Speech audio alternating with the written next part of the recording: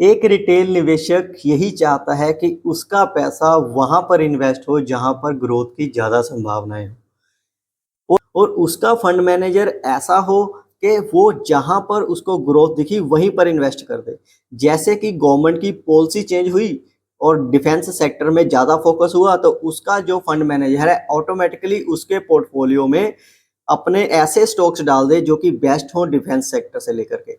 Government ने policy change की, pipe sector, टैंकी, वाटर से जितने भी ऐसे स्टॉक्स हैं, रिलेटेड स्टॉक्स होंगे उनके, वहाँ पर इन्वेस्टमेंट कर दे बेस्ट कंपनीज में। किसी कंपनी में अगर डीमर्जर हो रहा है और अच्छे अट्रैक्टिव वैल्यूएशंस के ऊपर हो रहा है तो वहां पर मेरा फंड मैनेजर अपना पैसा इन्वेस्ट कर दे।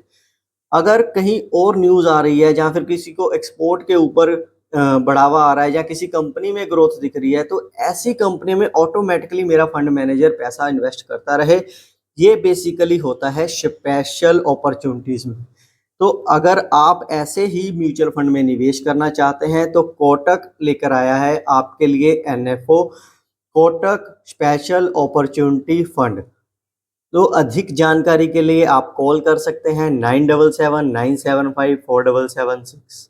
Mutual funds are related to market risk. Please read all instructions before investment.